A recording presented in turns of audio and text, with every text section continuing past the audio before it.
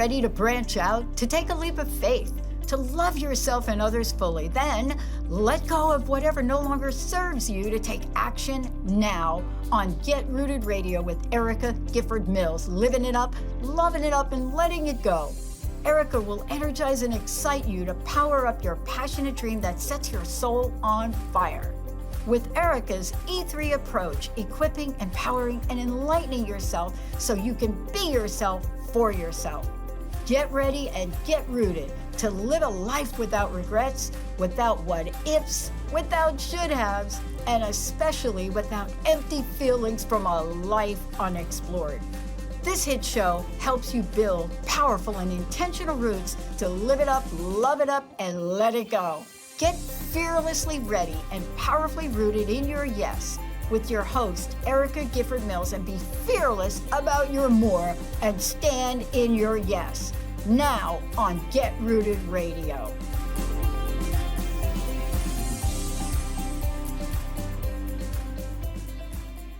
Welcome, everyone. I am Erica Gifford Mills, and you are listening to Get Rooted Radio, living it up, loving it up, letting it go, right here on Transformation Talk Radio.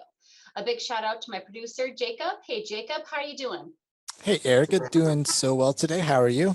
I'm doing great. It is like 68 degrees here in Wisconsin. It is gorgeous. That's awesome because we've got clouds here and it's a bit gloomy, right around 44 degrees or so, kind of chilly. Well, it makes me ready for spring, right? And I think many of us are really ready for that, that warmer weather. I have the windows open, which the dog is loving, but I'm not so much loving because then he sees everything and he barks. But hopefully won't get interrupted too much by that today. But it's time for winter to be done. Don't get me wrong. I do enjoy the winter at times, right? I love snowshoeing. I love getting out there. I love the 4 seasons. But I think it's overstayed its welcome. We've had all those fall springs, and I think it's time to move on. And have you ever felt like that, Jacob, thinking it was time to move on, but maybe hesitant and scared or just plain uncertain? Yeah, absolutely. I think there's always a bit of hesitancy around change for me. And this time in my life, I've experienced a lot of changes kind of all condensed into one season. And I think that's kind of forced me out of my comfort zone and made me kind of grow accustomed to it a bit, which is good for me because in the past, I've really kind of just resisted it and ran away from any sort of change to my routine or, the direction I was heading or the thought I was heading. Oh, absolutely. And that is exactly what we'll be talking about during today's show with my Lisa Nicola, knowing when it's time to pull the plug. As the world really continues to feel the effects of a post-pandemic, there's no easy way to know when it's time to move on from anything that is no longer serving us, whether that is an unfulfilling or draining job, an outdated or an outgrown relationship, or even when it's time to move, right? To move from where you previously are, like your home, your home base, to a different state or a different country. So how do you know when it's time to pull the plug? Lisa and I will really taking the time today to talk about some practical tips and insights you can use not only today, but tomorrow and in the future to help you make an empowered decision on whatever it is that you might be facing and to remove those things that are no longer serving you and make the decision to pull the plug. So first, a little bit about my guest. Lisa is an intuitive leadership coach and corporate consultant who helps leaders become the director of their life. And I love that because we all should be the director of our own lives so they can really do business and their personal life on their terms. She brings 15 plus years of experience working in the world of talent for multinational global organizations, sharing knowledge, spiritual tools and practices, and business insights to bold leaders looking to transform the way they lead from the inside out. So thank you so much, Lisa, for joining us today. Thank you for having me on. It's a pleasure. So tell listeners a little bit more about how you got started as a leadership coach and corporate consultant. Yeah, great question. So I'm going to give you a little bit of a long-winded story. So you might have to interject if I keep on going, because there is a bit of a story. But I essentially reached sort of a plateau in my career several years ago and was really struggling with what my next steps were. I always knew that I wanted to eventually go out on my own, but really didn't have the clarity and the picture of what that looked like. So eventually I got really clear and did some deep soul searching as many of us do when we're ready to make, such a transition outside of one career into another.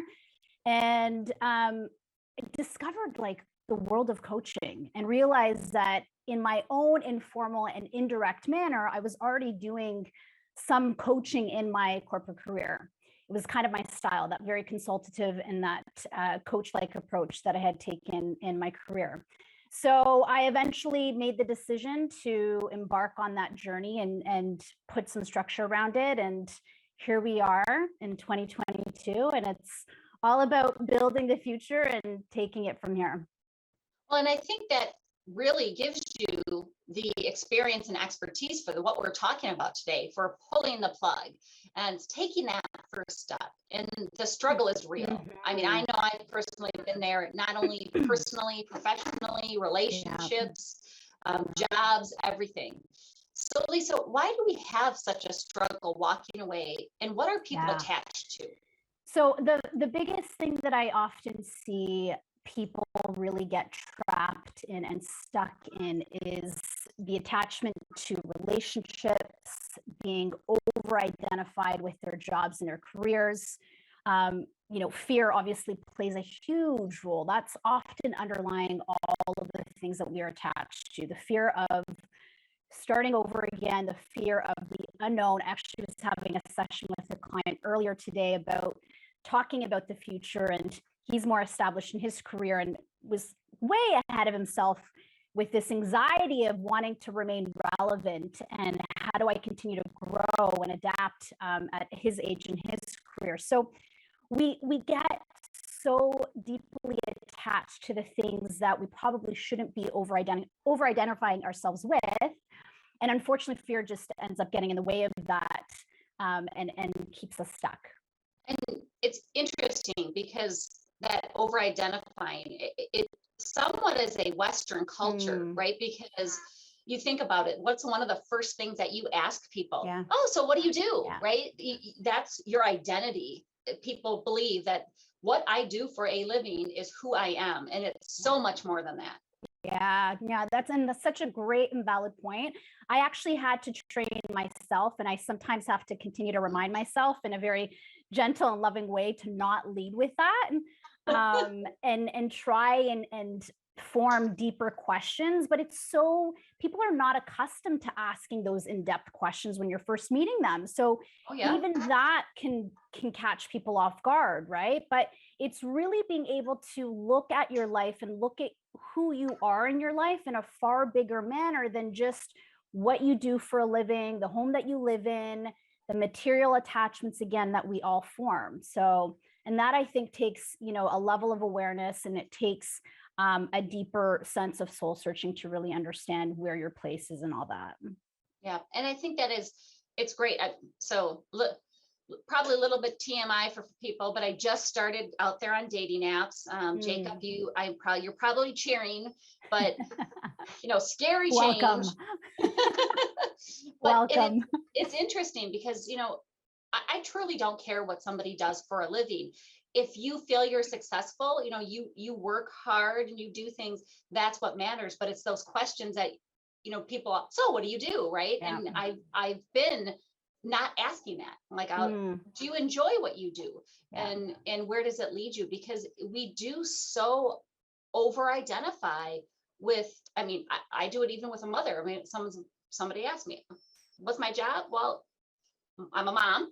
Yeah. That's the first thing, that's my favorite job right there was raising my son. But we get ourselves overly invested in some things. I'm not saying that being invested is bad. It's just, how do we make that who we are, right? Yeah. Because I know I had that issue once my son was out and he's in the Marine Corps and he's out in the world. Well, now who am I? Yeah. And I related to, I did the same thing. My own transition from a corporate life, which was all I knew, and really being over-identified with the role that I had and the things that I did and the, just the position and what it meant to me in my life, and this constant striving for the next level and what's the next big thing and how do I get higher and climb to these aspirational opportunities that I had. And so it took a bit of unlearning, right? Yes. It took a bit of unlearning. It took, again, that soul searching. You don't just one day decide, okay, this is no longer who I am. It can be as simple as a decision, but it takes much more behind that decision and coming to that conclusion and understanding that you're far more than just, again, that career, that job, that relationship that you are so deeply identified with. And I think the pandemic has been very good for some of that, right? Yeah. People have had the chance to do that soul searching. They were forced to a little bit, but I don't think that's a bad thing. Is looking, and we've all heard about the Great Resignation, and people are reassessing their values, or really getting back to the basics of their values. Yeah, definitely. There's been a lot of lifestyle changes. So people moving from the big city in some cases to the suburbs, really trying to get it away from the busy work culture, work life. Stepping down in some cases from the bigger jobs that people held, which required them to, travel too much, and wanting to take a step back from that and slow things down in their career, really just making some different choices that would really impact the way that they work, but also the way that they live. Oh, absolutely. Well, we're going to take a quick break. And when we come back, we're going to continue our discussion on knowing when to pull the plug. But before we go, Lisa, tell folks how they can reach you. Yeah, so you can get connected with me on social. So Instagram, Lisa De Nicola, LinkedIn, also Lisa De Nicola, Facebook, and also you can email me at info@lisadenicola.com. Wonderful. You are listening to Get Rooted Radio with Erica Gifford Mills. Living it up, loving it up, letting it go. Stay tuned. We'll be right back.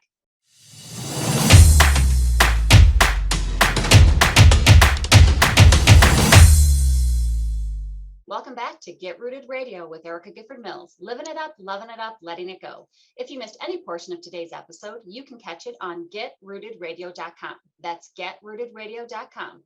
Don't forget to subscribe online to receive the latest news, events, specials, and words of encouragement. Go to getrootedradio.com. Welcome back to my guest, Lisa De Nicola. And during our last segment, if you missed it, we talked about what we may be attached to and why we struggle to pull the plug. Now let's get into knowing when to move on, move forward, or pull that plug.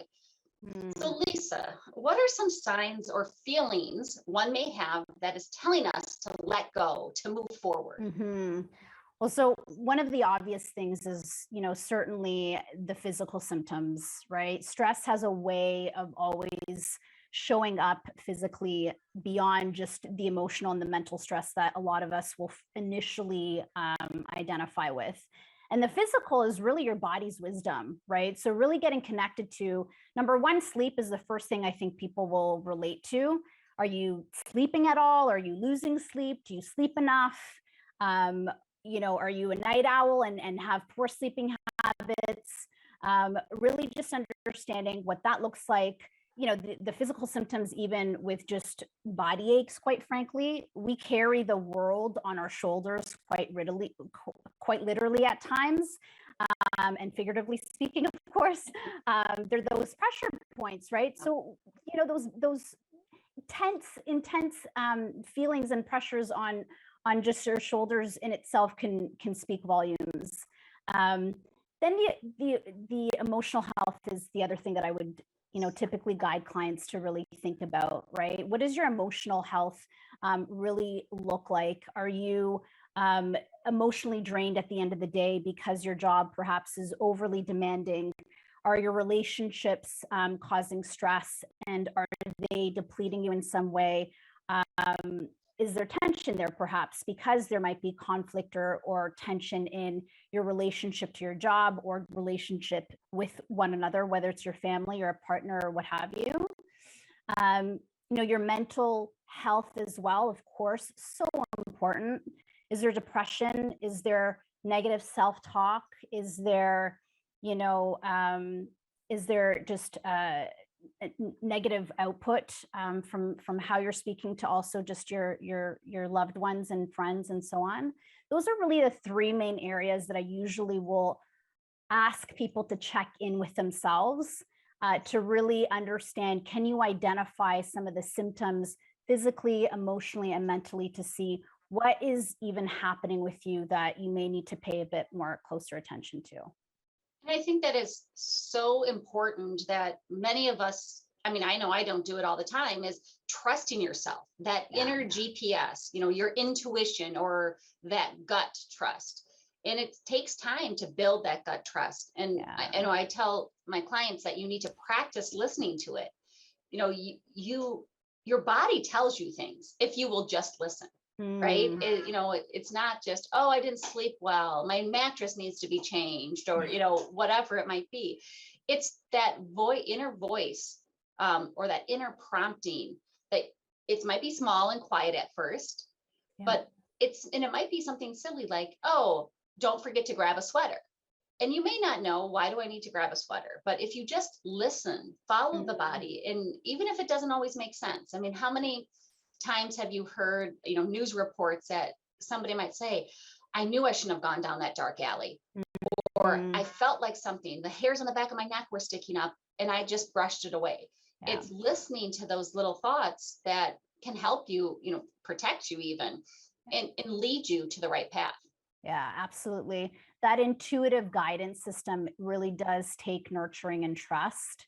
And that self-connection needs to be really well established. And really, it also involves tuning out the noise and the opinion sometimes of others, even if they're your closest, family, friends, your spouse, perhaps.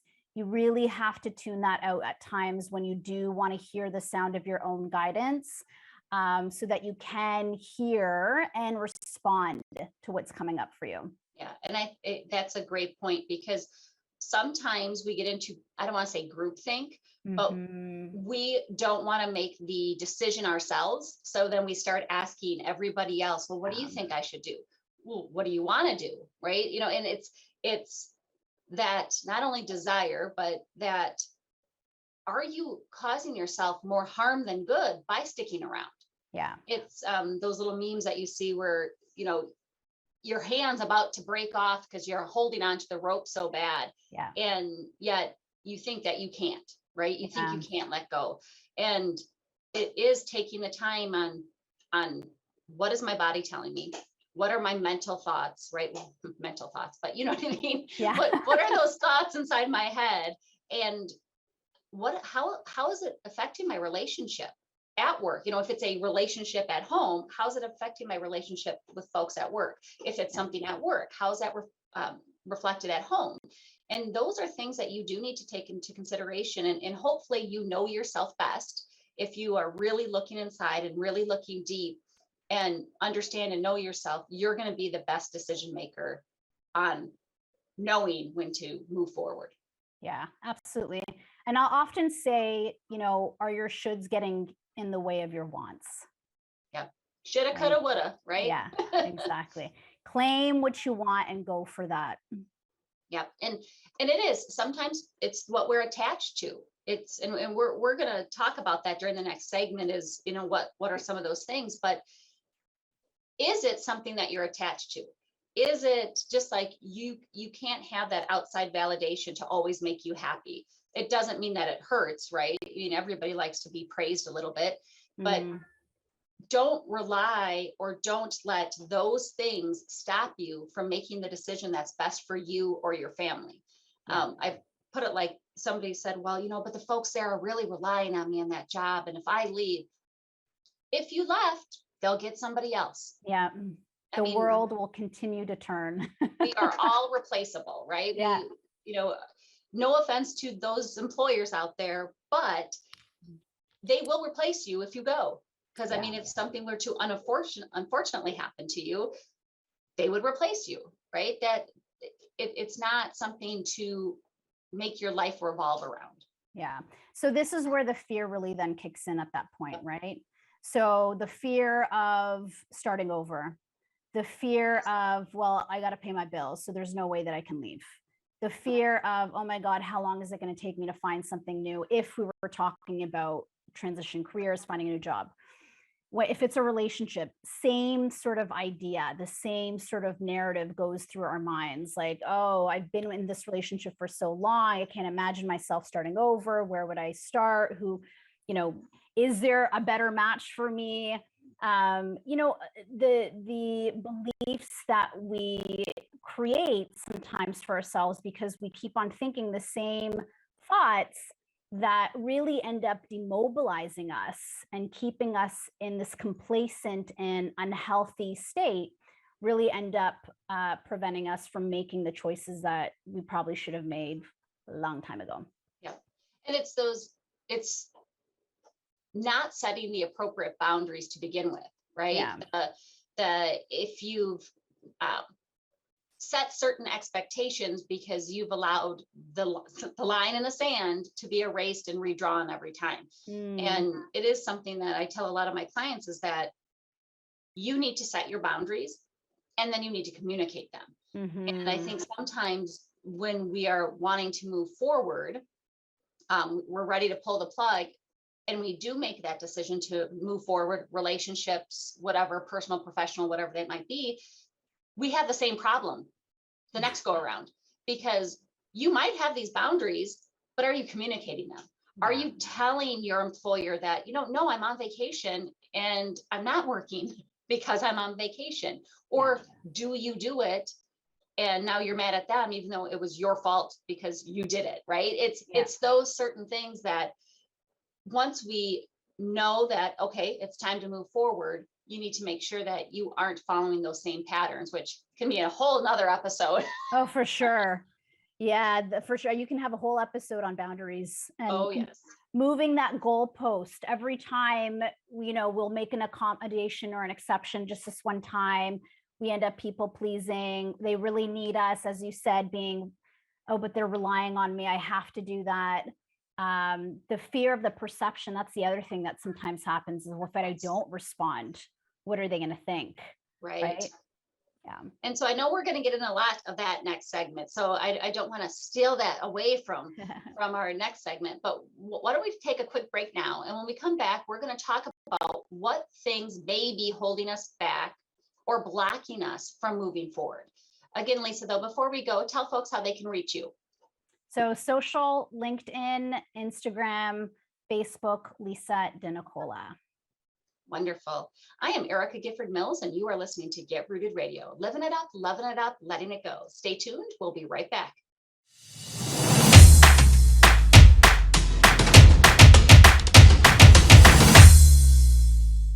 We're back on Get Rooted Radio with Erica Gifford Mills. Living it up, loving it up, letting it go.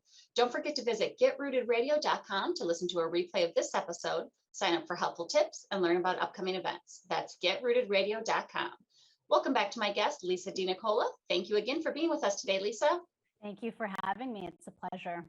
Well, during this segment, and we touched a little bit on it last segment because we couldn't help ourselves, but we're talking about what things may be holding us back or blocking us from moving forward. But what does being stuck mean, right? So if you think about it, stuck means being unable to move or being set in a particular position, place, or a way of thinking, unable to change or get away from a situation. So those can apply to so many different things, whether that's, like we said, relationships, jobs, home, mindset, right? That we aren't good enough, or we aren't smart enough, or what if I fail, or even what if I succeed? So Lisa, in your coaching, what have you found that keeps us stuck or prevents us from moving forward? I would say all of the above, Erica, everything that you just said, and then some, right? So that the fear is really a big underlying theme. I mean, that's usually what's underlying all of the things that you've just said. But the fear of failure, the fear of starting over, you think about if we took, the career, for example, we spend 80%, if not longer, more of our time in our jobs. Some of us that have been at our companies in the same career 5, 10, 15, 20 plus years, the idea of transitioning altogether, doing something completely unrelated can be terrifying. Where do you even start? What would I even do? How do I pay the bills? What if I don't get something as lucrative? What would people think? Right? What if I succeed? And what does that then look like? Are people going to be envious? Am I going to get the support from those in my corner and my friends, my families, my loved ones? Right? So that is huge. Then it's also, what if I don't even find anything remotely close to what I'm doing now, the big company, the title that I have? Again, back to those material attachments, the car, the cell phone, like all of the things that make up this beautiful image that we think is so wonderful, but really means nothing at the end of the day, because it can be taken away from us in a split second, right? So this is where you want to get really solid and grounded in who you are and not be so identified with, again, that career, that job, if we're talking about that. So go ahead. You sound like Oh, no, I was going to say, I mean, those are the sort of the things that prevent us from moving forward. And it's, like you said, it goes back to what are our values? Yeah. And, does it matter what somebody thinks? And I had a client who she went to school for nursing. She spent all this time in nursing. She had a career and she wanted to move on. This was pre-pandemic. So she's like, well, I don't know what my family's going to say. And, I'm still paying off my student loans. And now I want to do something completely different. Am I being foolish? Well, are you happy? You need to be happy, because with happiness, you can become healthy and become all these things that money can't buy. And we change our mind, we grow. And that's why it still amazes me that we think a 18-year-old kid who was raising their hands for permission to go to the bathroom, all of a sudden can pick a college and pick a degree at 18, right? And I mean, some of them can. Don't get me wrong. I'm not saying that we shouldn't be sending our kids to school, but it's almost astonishing to me to think sometimes I don't know what I want to do when I'm 65. I'd love to say that I have established and I can be traveling the world, but right, how do we do that? And if we are having things that are truly holding us back, what are they? And can we identify them? Can we get out of our own mindset, out of our own heads for a while to see that, is it fear? Because they may not know it. Is it the fear of the unknown? Is it the fear of failing? Is it the fear of succeeding? Or are we looking at something like devotion? We feel devoted to the relationship, to the employer, because they gave us a chance when nobody else would. Is it, that loyalty, or the invested, right? I've invested a lot of time in this relationship, and this is, again, personal or professional. And what do I need to do? Because I made all this time. So just because you spent a lot of time on a mistake doesn't mean that you shouldn't pull the plug and move forward. Yeah. And how do you know that the other side isn't better? Right. Exactly. Isn't better, right? And so if that fear of the unknown and fear of uncertainty, which understandably, so much of that is in our climate right now and on the global stage, right? There's a lot that's going on. So understandably, that's valid. But then bringing it back to, what do you know? And can you trust in yourself in making the most empowered decision for right now? So don't worry about projecting 2, 5, 10 years from now. Focus on today. And what's the next bold action, the next most inspired decision that you can make for yourself that would allow you to move even just one step versus 10 steps forward? And try not to worry so much what other people think, right? I had a client say that, well, I'm not a quitter and I don't want to look foolish. Well, and this sounds horrible. So I'm taking this conversation a little out of context. It was, well, aren't you looking foolish if you don't go after what you want? What are you showing your children? That you should just be complacent, that you should be unhappy, that you should be sick because you're just at the end of the day, you have no energy left to give to your family because you're being drained from a job that you dislike. You know, it's get those things out of your head, because what people think about you is none of your business, right? It's what you feel about yourself and how you respect yourself and how you treat yourself, because that's going to show in your relationships, personally and professionally. Yeah. I also think, what are your thoughts about contradicting beliefs and not knowing yourself, right? If somebody, they are stuck because they have two sets of values or beliefs, like they're fighting against each other, or you don't know what you really want. Yeah. So here's the thing too, is beliefs sometimes expire, right? So really looking at a belief, and whenever you created it, whether it was, you know, last year or 10 years ago, is it still serving you? Does it still align with who you are today? Because hopefully you're not the same person that you were last year, 10 years ago. And so it would be inevitable that we'll outgrow some beliefs. And so it is really incumbent on our, I know I butchered that word. I'm sorry, I'm tongue tied. It is in our best interest, I'm going to say it another way, to really reevaluate and look at some of those beliefs to say, is this still in alignment with what I believe today? Right. Am I willing to look at this differently? Do I have the courage to maybe look at this differently? To make a different choice, to maybe choose a different belief that's more empowering, right? So you want to identify the beliefs that really are no longer supporting you, and then create the new ones. Look for evidence of where it might exist in the world, in people you know, even if they're not, looking for that example around you, but then be willing to maybe create a new belief that's more supportive of what you believe today, and that's going to empower you to move forward. And I love that, because it is true. It's, you hear people say, we've just outgrown each other. And some people are like, how do you do that? Well, I hope, I truly hope I'm not the same person I was 25, 30 years ago. I hope I've matured. I hope I've changed. I hope I've had experience in the world that has made me choose my own way, because we were all raised in one fashion or another, right?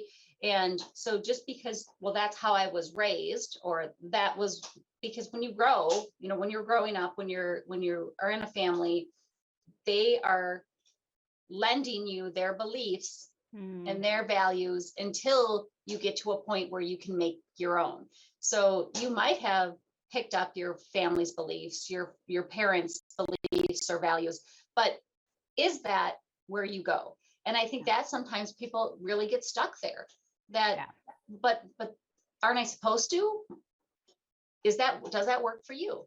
Right? Is it something that, like you said, is serving you, is in your best interest for you, for your family, for your needs and desires? Yeah, definitely. And as you know, I mean, we all operate through the lens that we're looking at the world through, right? And those subconscious beliefs are what we're operating from, you know, at least 85, 90% of the time. So sometimes you do need that support to then help you uncover and unearth what those beliefs might be, so that you can understand that this is actually not serving you. And can you see that, first of all, because it's not up to someone else to tell you this is wrong, but do you recognize that for yourself? And then are you willing to maybe shift that and create a new belief so that you can move in a new direction?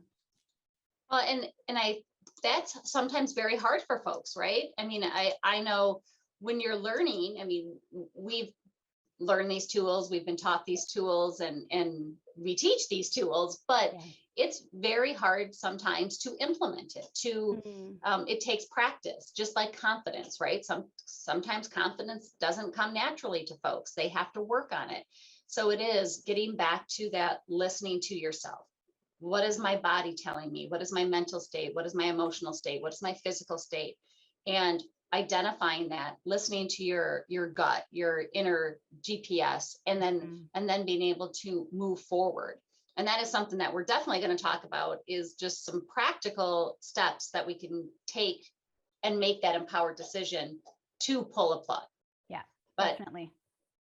so one last thing before we take a quick break is, is this codependency a major identifier?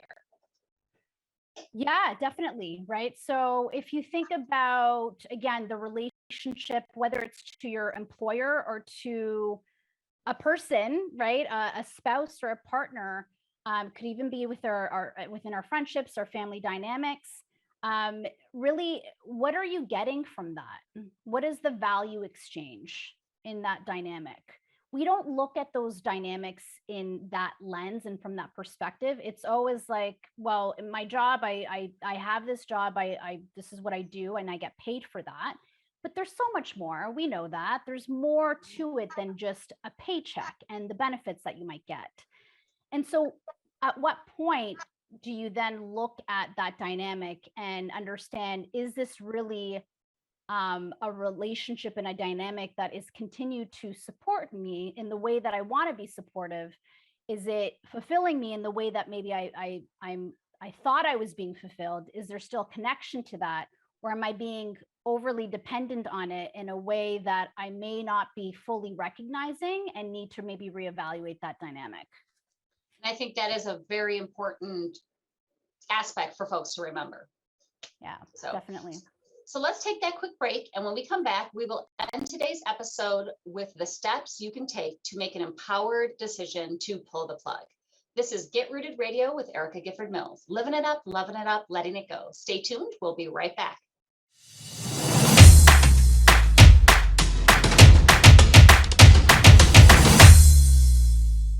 Welcome back to Get Rooted Radio with Erica Gifford Mills. Living it up, loving it up, letting it go. If you missed any of the information during the last segments, go to getrootedradio.com. That's getrootedradio.com to listen to the replay. Don't forget to subscribe to sign up for tips and special events and pricing for upcoming coaching sessions at getrootedradio.com. Welcome back to my guest, Lisa Nicola. Before we wrap up today's episode, tell listeners how they can reach you. So on all my social platforms that I'm on, feel free to look me up and connect with me on Instagram, on LinkedIn, and on Facebook at Lisa Nicola. Wonderful. So let's end this episode with some practical tips and practical steps that folks can take to make an empowered decision to pull the plug. Yes. So I will say foundational for me is getting super self-connected. And that means really being in tune and getting in touch with your inner self. As cliche or as wishy-washy as that may sound, it really is super important to understanding what's underneath and what's at the root of what might be keeping you stuck, what might be preventing you from pulling the plug on whatever area you're trying to make a change and move into a different direction. So getting connected to the self can be in a number of different ways, right? Meditation is a super easy and really effective way to silence, the outside world and really get in touch with your inner voice, as they say. So really, perhaps starting a bit of a meditation practice. I mean, deep reflection and doing that introspection is super important. It's probably the number one thing that I will often guide my clients to really consider doing. So a lot of times when we're pondering some of life's big questions, people will say, yeah, I think about it, like in the shower or when I'm driving to work. And I'm like, no, you need to put some pen to paper and you need to carve out some solid, quiet time where you can actually sit down and reflect, right? Really allow yourself to sit in silence and perhaps some of the discomfort that might be created because you're just not used to asking yourself some of those questions. And a lot of times you're also afraid of what the answer might be. But that is the way to get through to the other side and to really get that clarity that you're looking for. So that self-connection is super, super important. The other thing that I would say is really important to consider when you're wanting to make this shift and this change is do what you can with where you're at. So this doesn't mean that you need to make life-changing decisions if you haven't done the foundational work first, right? Really putting some careful and meaningful thought behind the choice that you want to make. So the next bold or inspired and most empowering decision you can make for yourself might be, again, doing that reflection and understanding, what are my options? What are some of the things that I can consider that would help alleviate some of this stress, that would bring some relief to my life, either personally or professionally? Maybe it's talking to a coach, right? This is where I step in. It might be talking to a trusted friend or a family member, and really exploring the options that are right underneath your nose, and you might be overlooking them or considering them to not be an option. So those would be some of the things that I would guide you to first consider. And I think that first, the foundational work is so important, because it's not just sitting down and writing a list in one day, right? Yeah. I always tell folks that they feel like something's off with them. They don't know what it is. And when you start that journaling process, it doesn't have to be 20 pages in, every day. Sometimes I say, start out slow. Think about it like a pain chart at a hospital. Are you having a bad day? Is it a frowny face? Is it a, straight line? Is it a smiley face? Just something simple. It's like, what are your moods, right?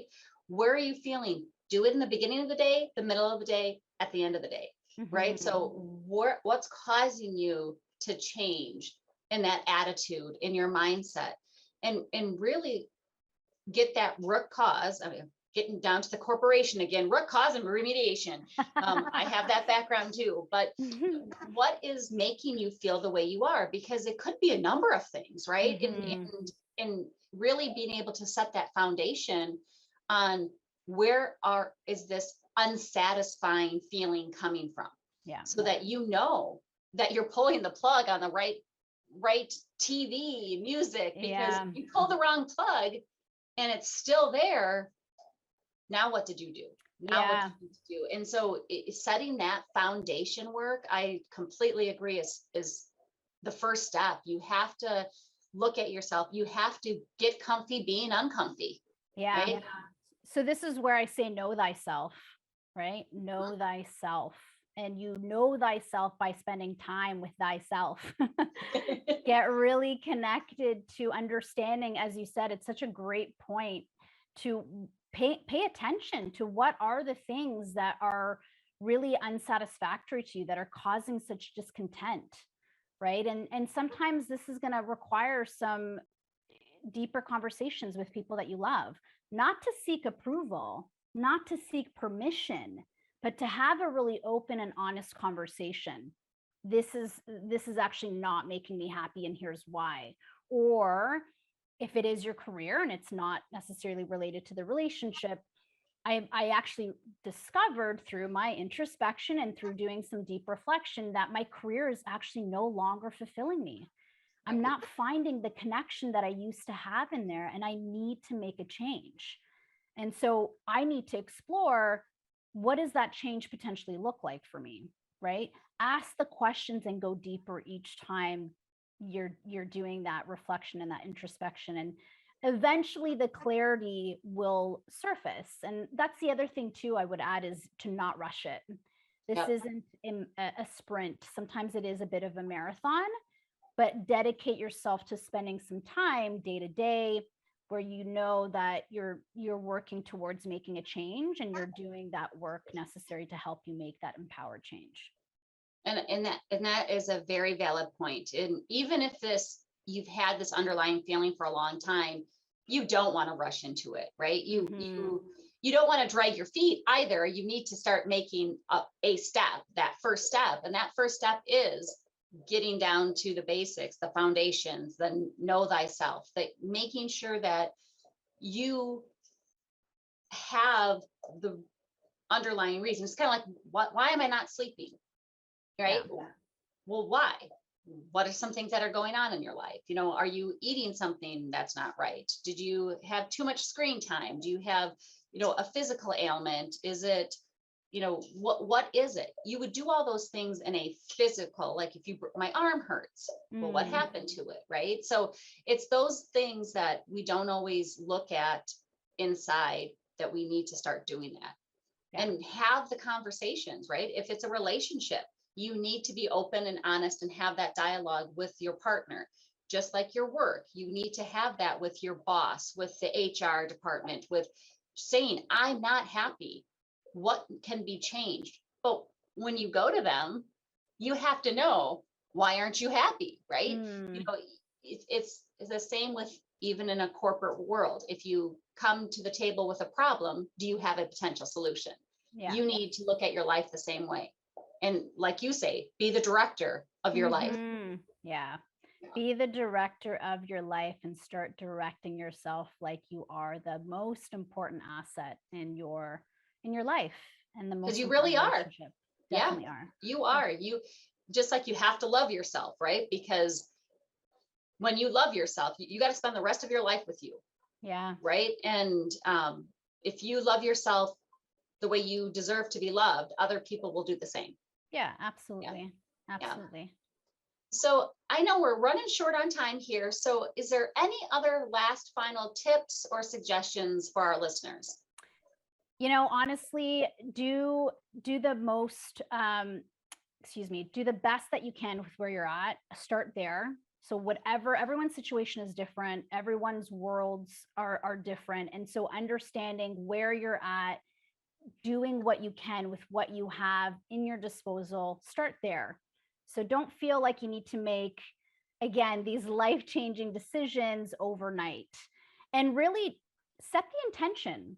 So start with setting an intention that you are willing and committed to making a change. You are willing and committing yourself to making an empowered decision to make a change in your life, whatever that looks like. And then start with the next empowering action that you're willing and able to take from there.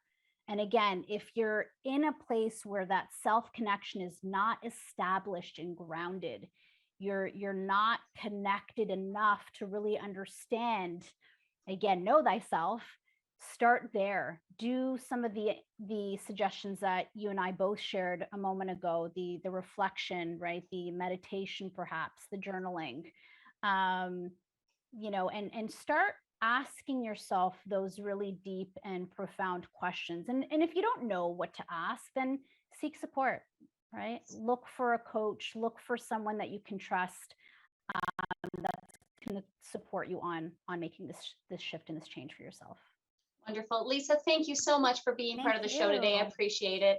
And I want to thank you all for tuning in to Get Rooted Radio. If you missed any part of today's episode, or you want to listen again or to other podcasts, go to getrootedradio.com. And don't forget to tune in the first and third Monday of each month at 5 p.m. Eastern, 4 p.m. Central, and 2 p.m. Pacific, right here on Transformation Talk Radio. Thank you for tuning in. Have an amazing day. And I'm looking forward to the next time on Get Rooted Radio with Erica Gifford Mills. Living it up, loving it up, letting it go. Goodbye, everybody. Thank you for listening to Get Rooted Radio with Erica Gifford Mills. Living it up, loving it up, and letting it go. Visit getrootedradio.com if you've missed any part of this hit show, and tune in on transformationtalkradio.com to live fearlessly in your more and powerfully rooted in your unlimited yes. For more information and to work with Erica directly, visit getrootedradio.com. That's getrootedradio.com, and get ready to live it up, love it up, and let it go.